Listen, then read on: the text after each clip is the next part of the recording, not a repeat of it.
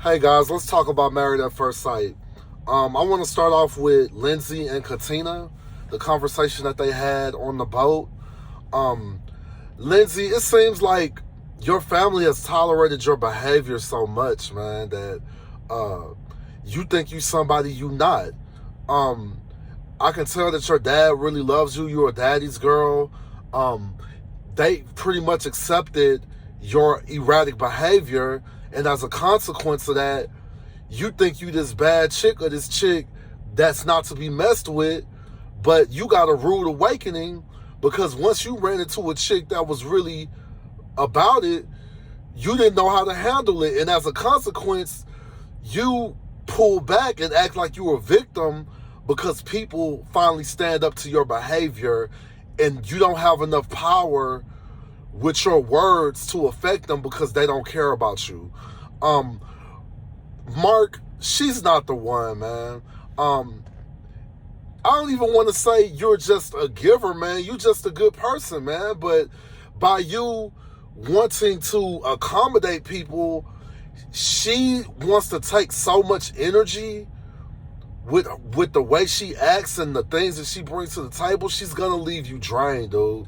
Uh, Even when you were having a conversation with her about how her behavior has been bothering you and how you feel like how she treats other people pretty much is getting in between you and her relationship, her first response was try to humiliate you. Now, this is the same woman that claimed that she was in love and this is it, and she found the right one and the experts did a great job, but as soon as things don't go her way, she was willing to throw you under the bus. So is that the type of spouse that you want? Not only that, I feel like Lindsay is not ready to be in a relationship. Lindsay needs to focus on herself. She needs to figure out why she reacts to things the way that she does. I feel like Lindsay has been hurt a lot in her life. I don't know. It's like the chicken or the egg. I don't know if she's been hurt a lot because she says whatever she wants and people rejects her, or she's been rejected in her life. So instead of being hurt by people, she lashes out first so that she can feel like she rejected them. I don't know what's going on. I'm pretty sure that the relationship or lack thereof with her mother is affecting her as it would anyone, even on a subconscious level. She needs some things she has some things she needs to put in order, man, before she's ready to give herself to someone else in a relationship. And I feel like a lot of this stuff is her defense mechanism because I'm assuming she has abandonment issues by the lack of her mother being there. Now, this is not me saying her mother is wrong for not being there, in the sense that if Lindsay treats her mother the way she treats other people, like I've said before, her mother might not want to tolerate that behavior and she chooses not to be around her. We can argue as a parent if that's the right thing to do or not, but at some point, Lindsay, you have to take accountability for the things that you do, the things that you say, and the things that happen in your life. And I agree with Katina to the extent that, of course, we've all been through trauma. We've all been through heartbreak. We've all been through a lot of things. But at a certain point in your life, even though those things affect you, you can't use that as an excuse to treat people the way you want to treat them, to disrespect people. You can't use that as a crutch to fall back on. So, and this whole time, when Mark brings this stuff up, as far as I've seen, she still hasn't acknowledged that behavior, which means that she really doesn't want to address that behavior. And why would she? Because the people that choose to be in her life have tolerated that behavior for so long. So why would she change her behavior? I'm not saying Mark is a perfect guy. None of us are perfect. I'm sure it's things he needs to work on too. She brought up the things that bothered her that she felt like he needed to work on. What I didn't like is You went from saying you were in love and he was the ultimate partner to, as soon as things didn't go the way you perceived they should go, you were willing to burn the whole thing down. That's not a healthy relationship to be in, Mark. That's not a relationship you want to be in. You deserve better. And I hope you find better in this process. I don't think that Lindsay is ready to be married. I think that she needs to resolve a lot of issues, a lot of trauma that she might have, to address the root cause on why she does the things that she does. What else? Michael and Jasmina. Michael, man, what are you doing, man? I mean, like I said before, man, you arguing about stupid shit, man. Minute shit, dog. Look, man, it's the same thing with Lindsay. I understand you've been through a lot of trauma. You've been through a lot of loss. It's a lot of unpredictable, unexpected things that have happened to you that were completely out of your control. But my argument to you is, you stressing about things and worrying about things and constantly trying to calculate things that you have no control over, it's not going to prevent things from happening in your life. It's not going to help you, man. And the things that you could be enjoying, you're going to spend that time worrying about things that you can't control. So instead of trying to mastermind your whole life, man, why don't you just do your life, man? Even with this relationship that you're in with your wife, you keep thinking about the marriage, man. You keep thinking about having a relationship with her. You keep thinking about going in attachment with her. Instead of thinking about the relationship, why don't you just do the relationship? Why don't you just do the relationship and go through the process? And if it doesn't work out, it just doesn't work out. But you stressing over this, man, and thinking of every outcome and every possibility, you getting in your own way, man. You your own worst enemy, man. And I'm sure that mindset has brought you a lot of success in your life. But you also have to know when to cut that off, man. Some things are just going to happen. It's life. Life happens. And at some point, you just have to live your life. Even with the thing where, I mean, bro, when y'all were having that conversation, man, as far as if y'all were intimate or not, you was really thinking about that all day. Like, that really bothered you, man. And they showed the clip. In your mind, you might have been thinking about some more shit that you wanted to say. But in reality, as far as I saw, you stopped talking. You paused, and it felt like it opened up the door for her to continue the conversation, which she had the right to. Your wife can speak when she wants to. And if you had some more shit to say, you should have said it. Like, why are you holding on to this shit, man? You got to let some of this stuff go. And again, I'm not saying Jasmina is perfect. I'm not saying that. But what I'm saying is, you giving this relationship no chance to work if you gonna cause problems with every single thing that you think should have went a certain way, when in the reality, it's not a fucking issue, man. It's not an issue. Who else are we gonna talk about, man? Alyssa and Chris, man. Like, let me just say this real quick. I do not like what production is doing with Chris, man. I mean, again, I understand they want drama for the show. They want shock value for the show. It's enough for us to know that this woman is not attracted to him. Her behavior is enough to express the bad state that this relationship is in. To me, it is unnecessary every time this man smiles to zoom into this man's mouth and show his teeth. When this man take off his shirt, make it a point to stop and highlight his body, his flaws. Why are y'all humiliating this man like that, man? Y'all knew what this man looked like when he signed up for the show. If it was such a fucking problem, y'all shouldn't have signed him up. So, Chris, you're not the problem, man. You are who you are. And if somebody's going to accept you, they're going to accept you. But if they not, they not. But I don't like this idea that just because this man is not perfect, that he's not in as good a shape as somebody else, or he don't have the best teeth as somebody else, like somehow we're going to exploit that and laugh about it. Man, fuck y'all. Man, like, I don't like it, man. Alyssa, you are probably one of the most mean-spirited. My thing is this, you such a shallow person. And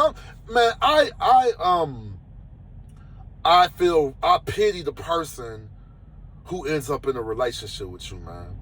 Because you're so shallow, you don't care what these people bring to the table, man. You don't care if these people really care about you or not. You care about the presentation. You care about what it looked like. But what it looks like on the outside ain't always the reality of what it is. I'm not saying you're not supposed to be attracted to someone, but we ain't gonna even talk about that. Just because you're not attracted to someone doesn't mean that they don't deserve to be respected. It doesn't mean that they deserve to be humiliated. It doesn't mean that you can't hang out with this person and be cordial with somebody because you don't want to fuck them. Like, I don't get this idea that just because you don't want to be in a relationship with Chris, that somehow that means that you can't have a conversation with him at a dinner table. Who thinks like this? But she's so shallow. She wants to be the popular girl. She wants to be the cool girl. She wants to be the girl at high school with the football jock. And that's not even who you are. And you would not get that person, hence why you came at Married at First Sight, because you could not get that type of man on your own. And you were praying and hoping that the experts would find that for you and deliver that to you at the altar. But truth be told, if you got the kind of guy that you were looking for, he wouldn't want your ass either. Hence why you're at Married at First Sight. So again, if she's not attracted to Chris, she's not attracted to him. I just don't like this idea that Chris is just this beast and she's the beauty that got bamboozled. You're not. You're really not all of that. And look, man, if she would just be more open-minded, maybe it would be things, if she actually looked at this man and saw what kind of man he was, maybe it would be some things that attracted her that might balance that out. But she's not interested in none of that, man. She wants, look, man, she wants a model. You never gonna get him. If you do get him, he ain't gonna value you because he know what you with him for. He ain't gonna give a fuck about you. So, and you deserve that right now. I hope that she watches this show and sees her behavior and how she's treated this man. He didn't deserve this, man. Even if she was saying, I don't want to be married to this guy, like, he's just not for me. The way that you were treating this man, it's totally unnecessary. It's very ugly. This man couldn't even sit at the table. You got the nerve to tell production to go to this man and tell him you hate him, you don't like him, you don't want him near you. All this man has tried to do is be nice to you, man. Like, whether you want to be with him or not, you can't be respectful enough to just be nice. Like, I don't get it, man. Experts, you did a terrible job at selecting this woman. Her fundamentals, her core values are so fucked up. I don't understand how she was chosen for this process. Steve and Noy. Look, man. Look. It's feel like some high school shit, man. Like Steve said, they barely know each other, man. It's easy to feel like you're in bliss when production is paying for vacations and gourmet meals and dates and stuff like that. But is Steve going to be in a position to put forth the same effort that made her fall in love when they get home? Because, again, Steve ain't got no job. We don't know how interested Steve is in getting a job. I'm not saying that Steve can never get a job, but what I'm trying to say is it don't seem like getting a job and providing for a household to that extent is Steve's priority. So what is Steve's priorities? Why would you get a wife if you don't want to make a commitment to having a steady household? Now, I don't know a lot about his profession. He says he freelances. Maybe him freelancing will afford him to be able to do that. Maybe he makes so much money that he can casually work off and on and it's not a big deal for him. But I don't feel like that. I just feel like this dude has been self-serving himself for so long, is he's going to be willing to sacrifice and actually work full time or does what he needs to do to have a wife, kids, a family, a household. I haven't seen that he's willing to make that sacrifice yet. Noi, she's head over heels. It is, but we still haven't seen Noisy. These people are still showing their representatives. They still haven't shown themselves who they really are. So the jury's still out. Steve likes Noi, but is Steve gonna like Noisy? Is Noisy gonna like Steve? We probably won't know until we get back to the real world. Noi, man, she comes across as hypocritical because she's cheated on people too. So the fact that she was so taken aback, like, yeah, I can do what I want to do, but for you, like, that's wrong. Like, it's some type of red flag. The juries, are we going to see? I still like the way they look aesthetically. I still like them as a couple. I still think that they have a good chance to make it. It's all gonna really, it's not all on Steve, but it's all on Steve, man, because for any of this to work, you're gonna have to be the anchor. You're gonna have to do things that you don't want to do, which might include working full time so that you can provide at a certain level for your wife and your potential children. And I don't know if at this point in his life, if he wants to feel pressure to do that. Is there any other couples, man, that I'm missing? We talked about Mark and Lindsay. Oh, yeah. Katina and Elijah One. Look, man, Elijah One is landed on so thick. You've known this woman for 3 days. What makes this woman more special than any other woman that you've met? It seemed like you falling for the idea of a wife. You're falling for the idea of what you think a marriage is and how you're supposed to feel about your wife. You putting all your hopes and dreams into this woman, but you don't even know who this woman is, but you're trying to make her be something that you want her to be, and you don't know if she's that. You making her a fairy tale, man. It's like she's a fantasy. And don't get me wrong, man, I'm not saying he don't like who she actually is, but in 3 or 4 days, for you to be taking it to the level that you taking it, it sounds like you saying a lot of this shit because that's what you feel like you're supposed to say. I think that Katina likes Elijah One. I don't know how much she likes him. Like I said, I think she does like him, but the shit that he's selling and the level he on, she definitely not on that right yet, man. Even with the gym, man, he doing lab experiments and like, yeah, I'm gonna be an asshole to see how she reacts, and then she says no and all. Man, that shit totally unnecessary. Y'all gonna have plenty of opportunities, plenty of disagreements for you to figure shit like that out, man. You do not have to artificially create an environment, like I said, a scientific project to see how your wife responds to shit, man.